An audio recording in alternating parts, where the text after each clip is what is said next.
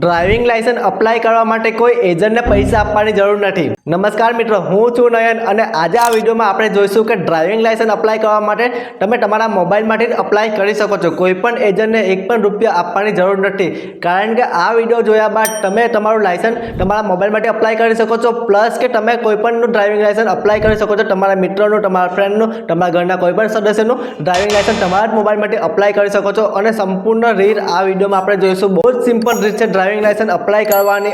આમાં હવે બે ઓપ્શન મળે છે. તમે ડ્રાઇવિંગ લાયસન્સ અપ્લાય કરવા માટે તમારે આરટીઓ પણ જવાની જરૂર નથી, અને બીજું કે આરટીઓ જઈને પણ અપ્લાય કરી શકો છો. બે ઓપ્શન મળે છે. આપણે બંને ઓપ્શન જોઈશું કે ડ્રાઇવિંગ લાયસન્સ અપ્લાય કરવા માટે કઈ રીતે ફોર્મ ભરી શકાય. ચાલો હવે આપણે જોઈએ પીસીમાં કે ડ્રાઇવિંગ લાયસન્સ અપ્લાય કઈ રીતે કરી શકાય. અને જે મેં રીત બતાવવા જઈ રહ્યો છું એ તમે તમારા મોબાઈલમાં પણ અપ્લાય કરી શકો છો. મોબાઈલમાં પણ આ વેબસાઇટ ઓપન કરીને અપ્લાય કરી શકો છો. અપ્લાય કરવા માટે આપણે ડિસ્ક્રિપ્શનની લિંક મળી જશે, ત્યાંથી જઈને અપ્લાય કરી શકો છો. હું તમને જે વેબસાઇટ બતાવું છું એ ગવર્મેન્ટ વેબસાઇટ છે. તેમાં જઈને દરેક ડ્રાઇવિંગ લાયસન્સ અપ્લાય કરી શકો છો. ડ્રાઇવિંગ લાયસન્સ રિન્યૂ કરી શકો છો. ડ્રાઇવિંગ લાયસન્સ તમારું ખોવાઈ ગયું છે, નવું પણ મંગાવી શકો છો.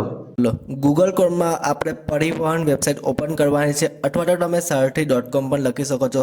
પહેલી જે વેબસાઇટ આવે છે તેમાં ઓપન કરવાની છે. આ વેબસાઇટ ઓપન કર્યા બાદ તમને કંઈક આ રીતે ઇન્ટરફેસ જોવા મળશે. નીચે આપણે સ્ક્રોલ ડાઉન છે, અહીંયા ડ્રાઇવિંગ લાયસન્સ, લર્નિંગ લાયસન્સ લખ્યું છે, ત્યાં મોર પર ક્લિક કરવું છે. અહીંયા તમારે તમારું સ્ટેટ સિલેક્ટ કરવું છે. જેમ કે આપણું સ્ટેટ ગુજરાત છે, તો આપણે ગુજરાત સિલેક્ટ કરીએ છીએ.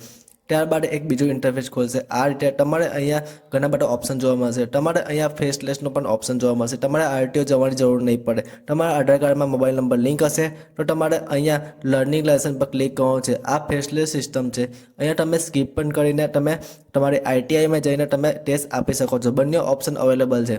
આપણે લર્નિંગ લાયસન્સ પર અપ્લાય કરીએ છીએ. અપ્લાય કરવાના બાદ અહીંયા ટીક કરીએ છીએ. આગળ બીજું એક પેજ ઓપન જોવા મળશે. અહીંયા જેટલા પણ ડોક્યુમેન્ટ અપલોડ કરવાના છે, જે પ્રોસેસ કરવાની છે, અહીંયા તમને જોવા મળશે. પહેલાં તમારે ફોર્મ ફિલઅપ કરવાનું છે, ડોક્યુમેન્ટ અપલોડ કરવાના છે, તમારો ફોટો અપલોડ કરવાનો છે, તમારે સિગ્નેચર અપલોડ કરવાનું છે, આટલું કરવાનું છે. ત્યારબાદ તમને એક બીજું પેજ ઓપન જોવા મળશે. અહીંયા તમારે જનરલ રાખવાનું છે. ત્યારબાદ તમારો ડિસ્ટ્રિક્ટ સિલેક્ટ કરી લેવાનો છે. તમારે જે પણ તાલુકામાં રહેતા હોય એ સિલેક્ટ કરી લેવાનું છે, અને નીચે સબમિટ પર ક્લિક કરવાનું છે.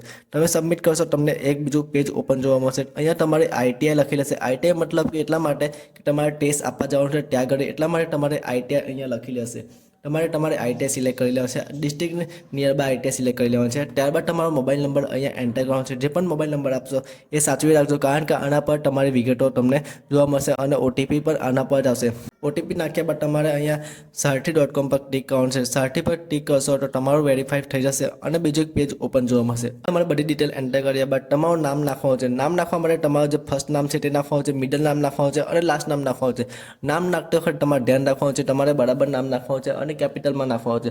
અહીંયા હું નામ નાખી દઉં છું. જેમ કે અહીંયા બ્લેન્કમાં એપ્લિકેટર નામ છે, તો એપ્લિકેટર નામમાં તમારું નામ આવશે. મિડલ નામમાં તમારું જે ફાધર નેમ છે, હસબન્ડ નેમ છે, એ ફાધર નેમનો પહેલો અક્ષર કેપિટલ આવશે. માન લો મારા પપ્પાનું નામ છે ગોવિંદભાઈ, તો ગોવિંદભાઈનું નામ આવશે જી, પહેલો કેપિટલ આવશે. જેમ કે હું અહીંયા લખું છું અસ્મિતાબેન, તો અસ્મિતાબેનનું હસબન્ડનું નામ છે સુરેશભાઈ, તો અહીંયા મેં એસ લખીને આગળ વધીશ.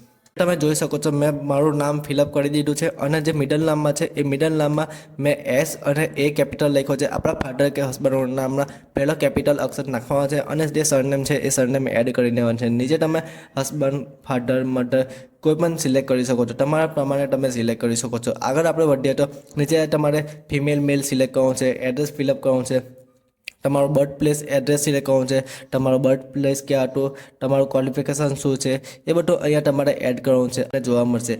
સેમ તમારો ડેટ ઓફ બર્થ અહીંયા નાખી દેવાનું છે. ત્યારબાદ નીચે એક બીજું ફોર્મ જોવા મળશે સેલ્ફ ડિક્લેરેશનનું, ત્યાં પણ તમે ફોર્મ ભરી શકો છો. અને ઉપર બીજું એક ઓપ્શન જોવા મળશે તમારે કયા માટે ફોર્મ ભરવું છે, લાઇટ વ્હીકલ માટે, મોટરસાઇકલ માટે, કયા માટે ભરવું છે એ પણ ઉપર તમને જોવા મળશે. અહીંયા સેલ્ફ ડિક્લેરેશનનું ફોર્મ ભરીને તમારે સબમિટ કરવાનું છે. સેલ્ફ ડિક્લેરેશન તમારી રીતે પર તમે ભરી શકો છો.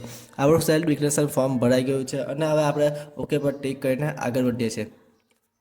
ત્યારબાદ અહીંયા નો પર ટિક કરીને આપણે કેપ્ચર કોડ એન્ટર કરી દેવાનો છે. એન્ટર કર્યા બાદ તમારે સબમિટ પર સીધું ક્લિક કરી દેવાનું છે. સબમિટ પર ક્લિક કરશો એક પોપઅપ મેસેજ આવશે, ત્યાં પણ તમારે ઓકે કરી દેવાનું છે. ત્યારબાદ બીજો એક પોપઅપ આવશે, ત્યાં પણ તમારે ઓકે કરી દેવાનું છે. તમને એપ્લિકેશન નંબર મળી જશે. તમારી એપ્લિકેશન કમ્પ્લીટ થઈ ગઈ છે. હવે તમારે આગળ એપ્લિકેશન નંબર નાખી અને ડેટ ઓફ બર્થ નાખીને આગળ વધવાનું છે. જેમ કે નેક્સ્ટ કરીશું તો આપણો એપ્લિકેશન નંબર નાખવાનો આવી જશે, ડેટ ઓફ બર્થ નાખવાની આવી જશે.